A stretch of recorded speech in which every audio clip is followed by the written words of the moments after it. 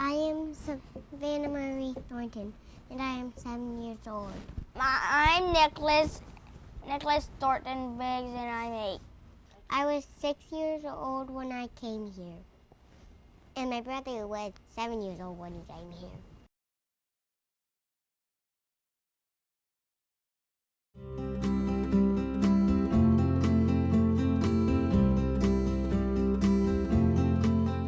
Hi, my name is Mary Thornton. I work with software in medical laboratories.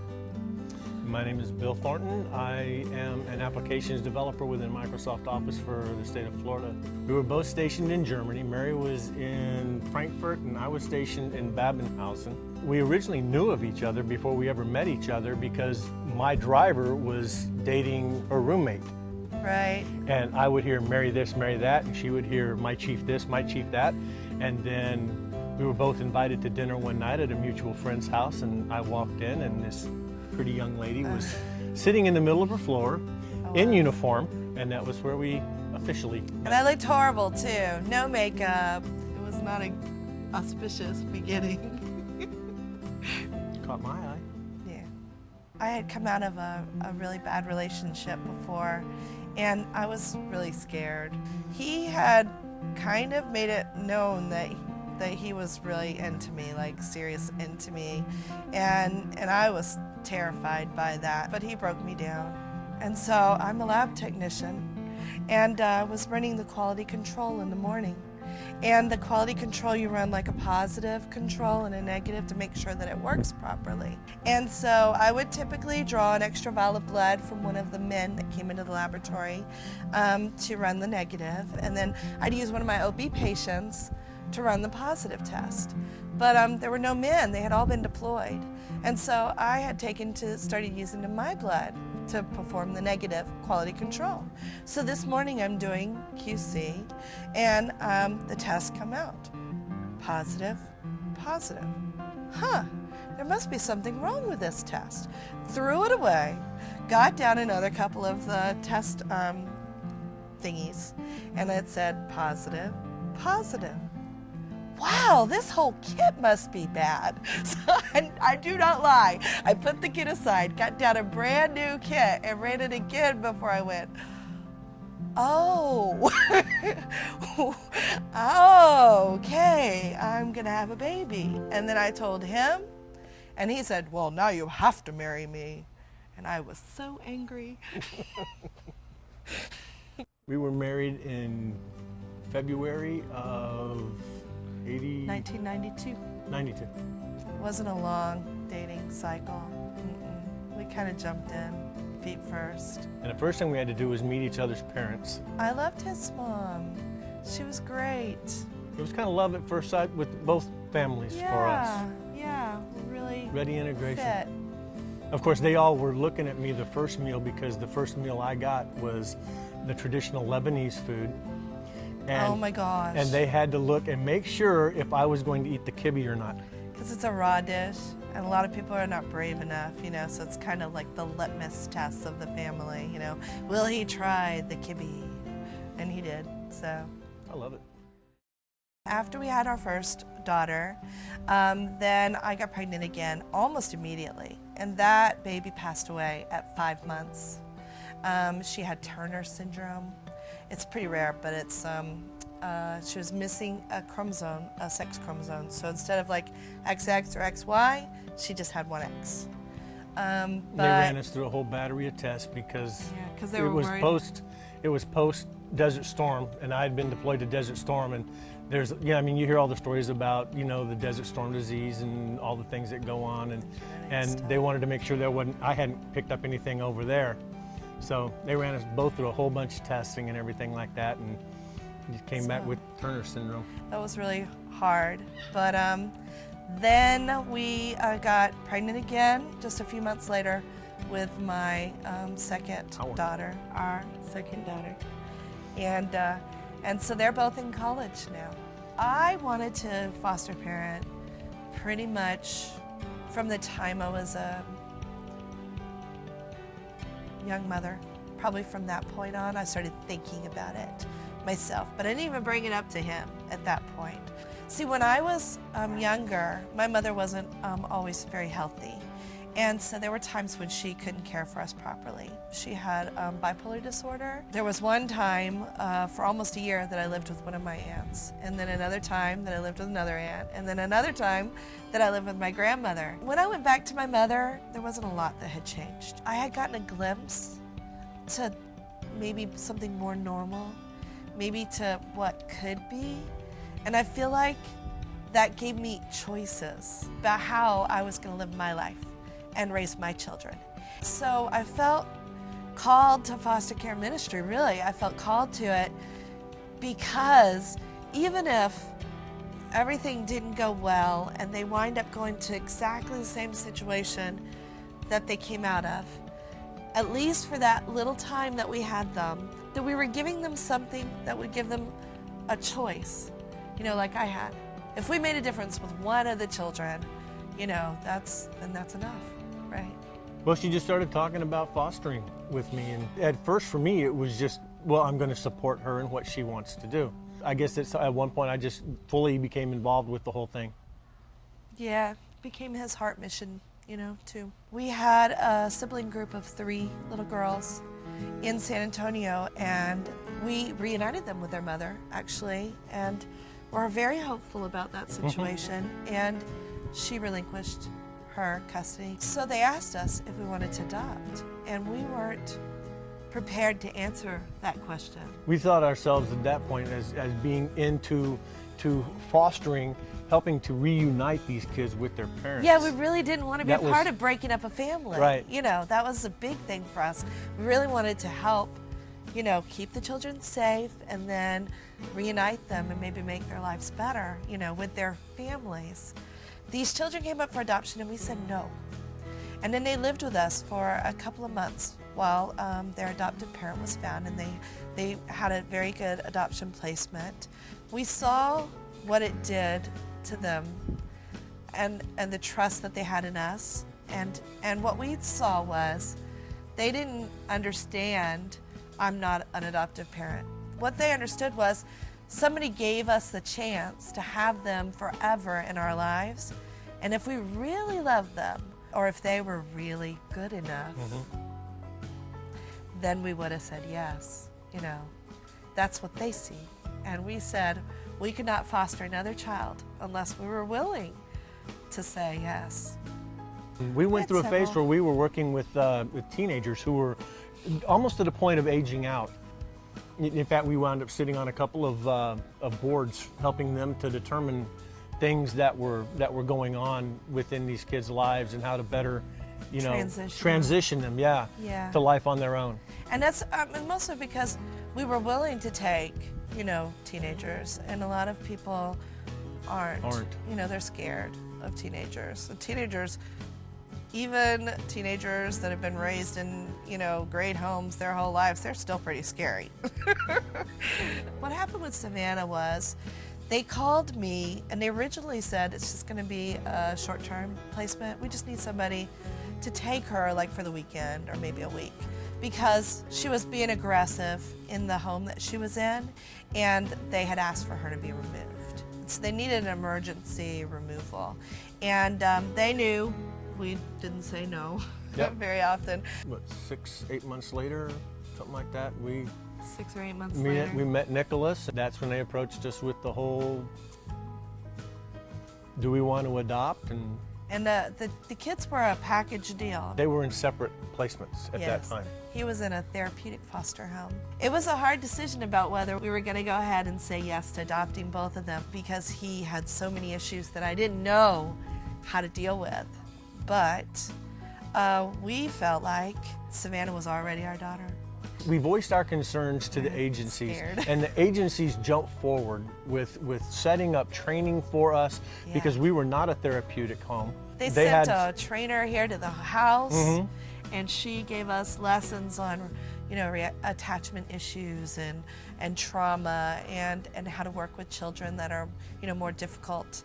Dealing with the psychotropic medicines that Nicholas was having to take or might have to take.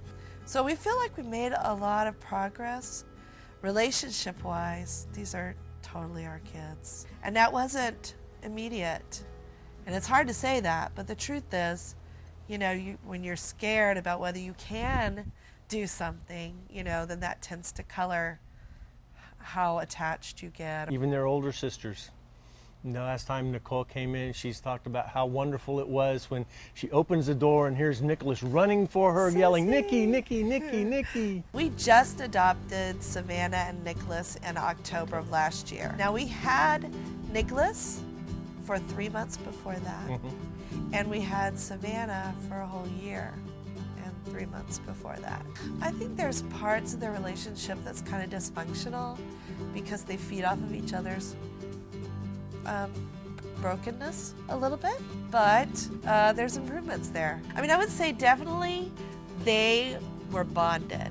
I mean, even though they had been apart for a year by the foster care system and both of them bounced around home to home, they were really bonded with each other. So I think the state did the right thing in, you know, saying this is a package deal. There are still occasionally times when their relationship isn't as healthy as maybe people who've lived together all their lives and not experienced what they've experienced, but most of the time They're healing. it's good, and it's definitely a strong relationship. They're survivors. I think they feel like, yes, they are here forever. We are their forever family. We keep telling them that, you know, they're not going anywhere else. I don't think that they trust us yet. Not fully. Nicholas was with his last placement over a year, so he hasn't even been with us as long as his last placement. Does he think he's going to be here forever? We keep telling him that. Does he believe it? I don't know. Hard to say because they've been moved around so much, they come to think at any point, I'm going to do something that I'm going to be moved. And it's not just that, too. There's a trust you to take care of us kind of trust that I also don't think we've gotten to yet. There's still need to control things, to feel like they have control, because they don't necessarily believe that we're always going to be there for them or that we will take care of them properly, you know. But that's a part of where they come from, too. Yeah. Because, you know, to them, it's, if I do not take control of this, no matter what I have to do, I'm going to die. Yeah, well, it's a life or death thing. Yeah, like, it's a that's mindset. that mindset. And that's when you, well, a lot of times we wind up in the fight, flight, or freeze instances. When Nicholas first came to live with us, he was punching holes in the wall. He was jumping up and grabbing hold of the ceiling fan. Playing Tarzan on the ceiling fan, yeah. He would run and act like he was going to jump off the balcony on the second floor. There were times when he would just deflate into this little ball, and he's just screaming the same thing over and over again, and I couldn't get through to him. I couldn't touch him, and I couldn't get him to hear me, and I couldn't. You could see it coming too, because just everything would drain from his face. He'd just drop out. With Nicholas, when he gets any kind of strong emotion, good or bad, right, then it's just almost too much for his little body to handle, you know. And so we still have meltdowns and temper tantrums, but there's much less. I mean, it was at least once or twice a day when he first came to live and some with of the us. really bad stuff, I think, has been helped by, we just found a new diagnosis on him. He was having seizures. We Yeah. didn't even know it until recently, so we put him on some seizure medication, and that seems to be helping a little bit. He's not destroying property anymore. He seems in better. One of the catchphrases is self-regulation. He now is a lot better able to self-regulate himself than he was before. To do some breathing exercises and regulate himself. And I really feel like we're touching his heart. He reaches out for us. He shows a preference for, you know, mommy's or daddy's loving over, you know, other people's. We're touching something there. I'm not sure about Savannah yet. Savannah is very charismatic. She's the most adorable and delightful person that you could ever, you know, talk to or spend time with. But she keeps a wall. A facade. Part of that is a fakeness. Like, I gotta be this perfect little girl. I gotta be this, you know. And so I don't think we've gotten through that wall to touch her heart the way that I really want to. And I just know it's going to be time. I know it's going to be time. And so we just have to keep on loving and nurturing and keep on being there consistently. And, you know, there are studies that show it's at least as many years as they were being neglected. That's how many years that it may take for them to start to actually believe that they can be taken care of properly. So, be a star. What does that mean? It means calm down and don't fuss about it. Right. STAR stands for stop, take a breath, and relax. You want to show them draining? Yes, so we tighten up our as tight as we can get. And then we let all the energy drain. In pretzel, we don't know it. We don't know pretzel. We never learned But pretzel. we do know that one. We do know And we ballooning. can even do it without the motion. 1, 2, 3.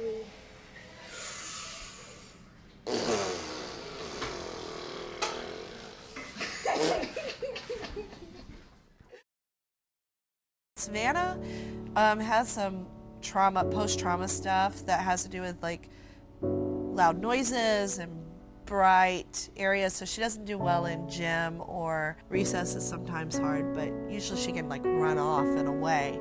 It's the times when she's supposed to be with the other children and these kind of chaotic that she'll act out against the other kids, which, I mean, the worst thing for us is to have a child who hurts other children, but if you understand where it comes from, you know, it's like she believes everybody's going to hurt her. It's that, you know, fight, flight, or freeze I'm going to hurt you first. Thing that comes in. Get out of my way, you know, that kind of thing. But we're trying to introduce her to social situations with other children in more controlled ways, like Girl Scouting and dance class. And the idea is, if we can give her enough safe, good relationship building, then we'll see less of what they're still seeing in school. Occasionally, she'll act out with against Nicholas. the other children. Last year at his school, he was kind of allowed to get away with stuff that he knew that if I do this, then my mom will come pick me up, take me home. I get to have SpaghettiOs and Jell-O and sit in front of the TV and watch cartoons the rest of the day. So he's scared at school, and what he wants more desperately than anything else is not to be there. Now he's in a special classroom. He's Right. not ready to be mainstreamed yet. But he's doing much better in his special classroom than he was. The last placement Savannah had right before us was a kinship placement with a paternal great aunt. And even though she asked for her to be removed, you could tell it broke this woman's heart to do that. You know, it was just she wasn't prepared for the kinds of things she would see or And might she hadn't see. had any of the training They don't give that kinship. we had. Yeah, and it's a crying shame, really. All foster parents, including kinship, should at least get a little bit of The pride training. awareness of the kinds of issues you might come into contact with, because our kids have been through a lot. Mm-hmm. You know, none of them get removed for no reason. And even the removal itself is a traumatizing experience.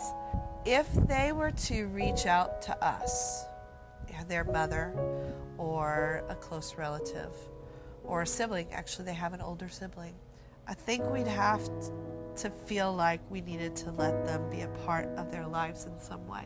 But we'd have to base what part they play on how healthy we can make that for the kids, you know. Because if it's not going to be healthy for the kids, if it's going to, you know, bring back old things and not be healthy for the kids, that's something that we may have to, you know, control. Let's say that they want to find their mother. You know, we're going to give them all that information. Yeah, they don't ask about their birth family or where they are. In fact, a lot of it, it's like they want to forget at this point. Yeah. Maybe that'll come back later. They talk to us, the older kids, about there are things we do differently because these kids have different pasts than they did. Yep.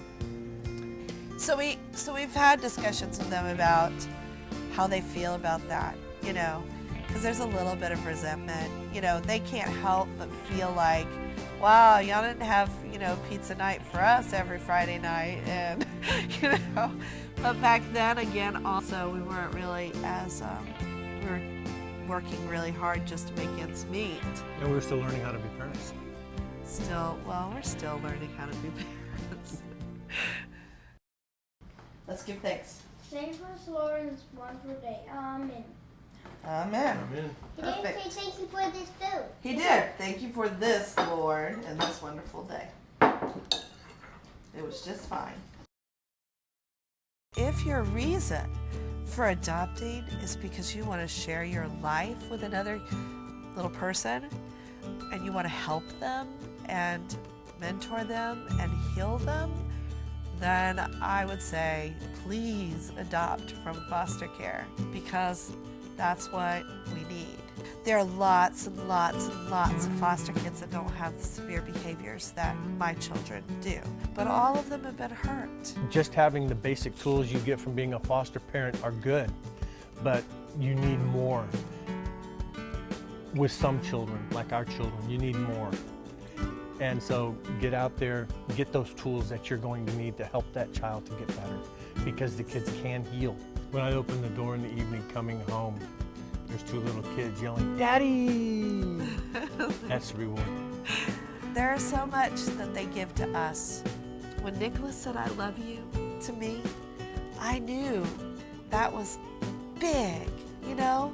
I mean, lots of parents, they've heard "I love you" over and over again from their kids, but I'll bet you it wasn't nearly as beautiful or rewarding as when my son said, "I love you" to me.